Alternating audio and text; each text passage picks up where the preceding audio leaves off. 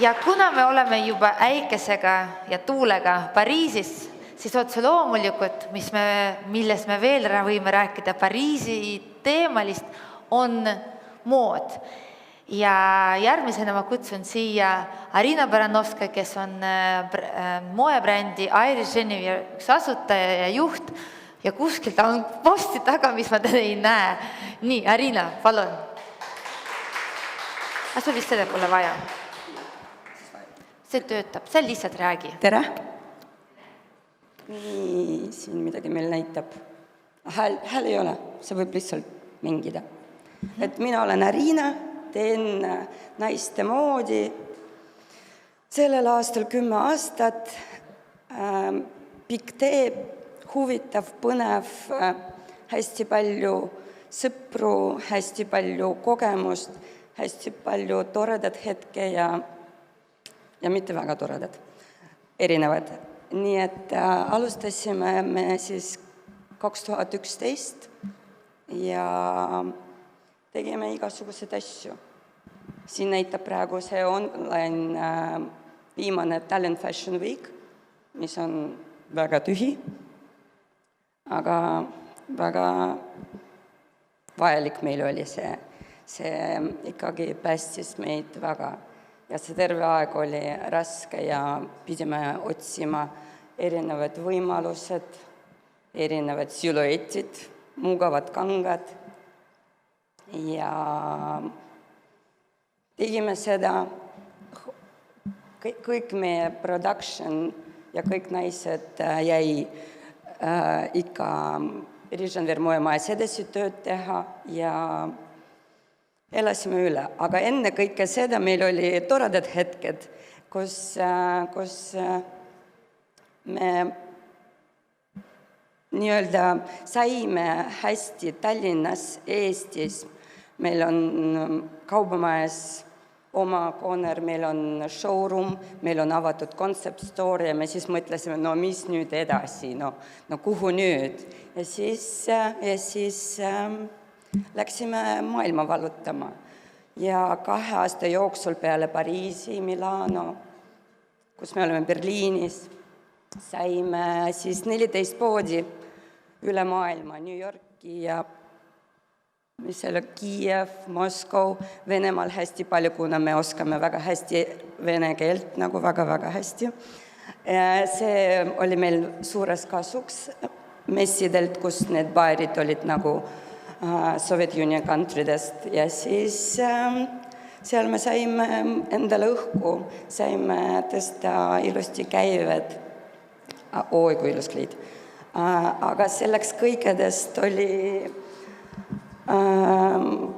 ainult hetk, et siis kõik tuli see pandemia aeg ja nüüd me hakkasime uuesti ennast käivitama, uued võimalused otsida ja see ei ole kerge, sest messid ei toimu, kangamessid ei toimu, disaineride jaoks messid ei toimu. Me töötame Eesti Kunstiakadeemia disaineritega, me töötame tugevate Tallinna Eesti disaineritega ja see on natukene raske, sest jalanõud, ehted, kangad, puffid, kõik on ju kuskilt vaja võtta järgmiseks kollektsiooniks ja see ei ole kerge selle COVID-i aeg, aga september mess, Pariisi mess toimumas, meie minemas ja kõik läheb ilusti. Küll. Ja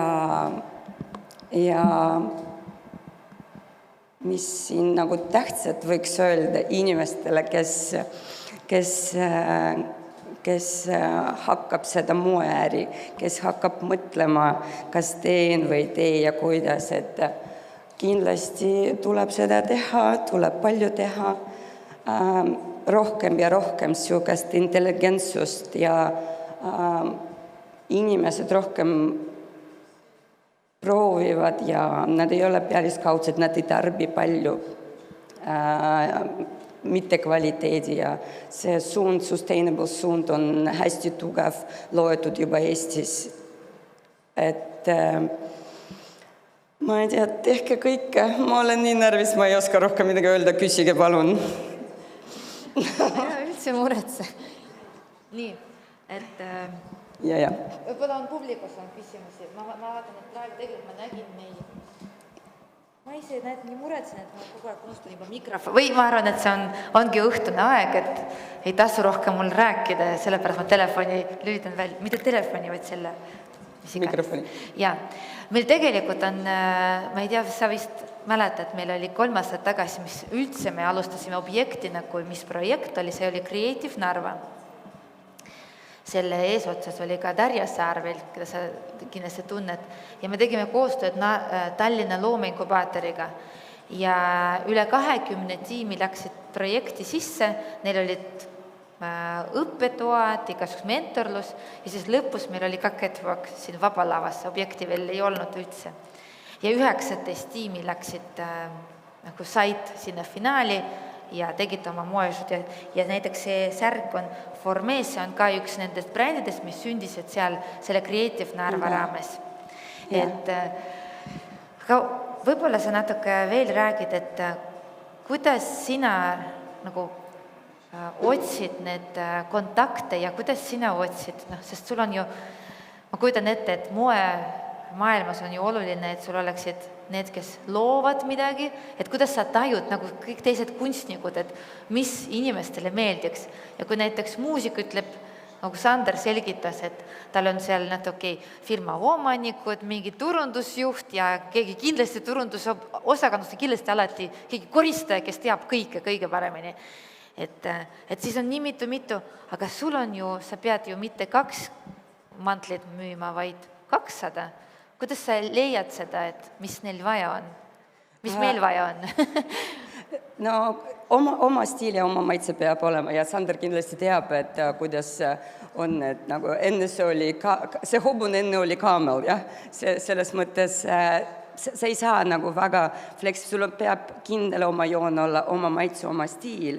Sa võid natukene arvestada, aga see ühtlust, brändi DNA, seal nagu sa ei saa väga palju kompromissi teha. Ja sealt nagu ongi see, et nagu mis kujuneb ja see, mis sobib paljudele. Et sa arvestad oma sihtgrupiga või sa iga kord, iga kollektsiooniga püüad nii-öelda leida veel ühe sihtgrupi, kui me niimoodi räägime turunduse mõttes muidugi me kasvatame endale järgmist klientuuri nii-öelda, kui me võtame Instagrami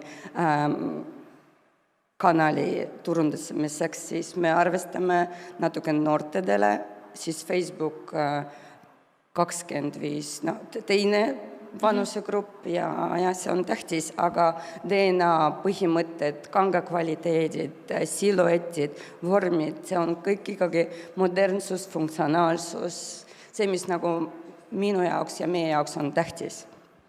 Ja inimesed tiimis, inimesed, kes nagu suhtlevad iga tüdrukuga, see on nagu põhi. Aga kuidas sa ütlesid, 14 poodi on sul praegu? Edasimüüjad, jah. Edasimüüjad. Aga kuidas sa kasvatasid oma äri? Olid sa nagu startup, sa said mingit investeeringut, loovlaenu? Kus seda saab?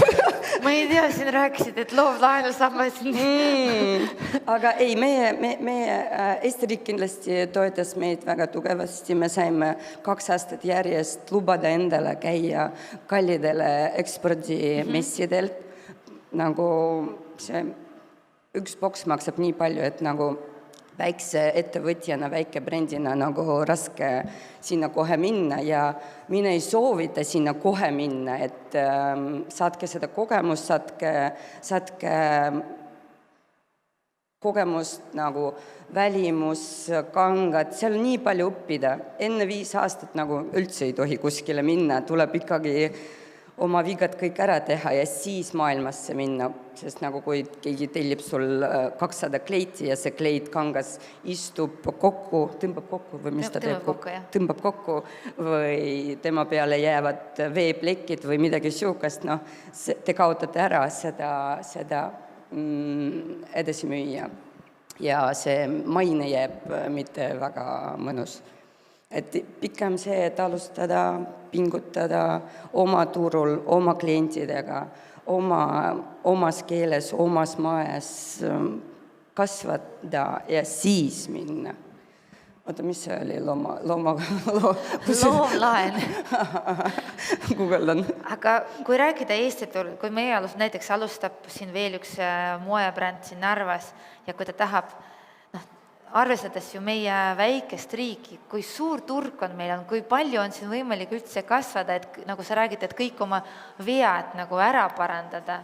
No sa pead konkurendivõimeline olla A, sa pead jagama kvaliteedis B, sa pead jagama kangad, lukud, nööbid, siluetid, sa pead taibama seda maailma vajadus, kuidas nagu, mis maailm just vajab, nagu kuhu see suund on, võtta seda keskmine õige, ma ei tea seda õige sõna, aga sa pead nagu kuidagi teadma, mis täpselt mis teevad konkurendid, mis täpselt sina pakud, mis sinu plussid, mis sinu miinused, strateegilist nagu vaja analyseerida ja lisada, et tänapäeval minu arust nii hea alustada seda ekspordi, siis kõik on nii väsinud sellest kuulsud maailma brändidest, kõik tahavad unikaalsed, väiksed, kes nagu hindab kvaliteedi, kes hindab sustainability, organic ja kõik need asjad. Sealt nagu, kui bränd, kes alustaks praegu,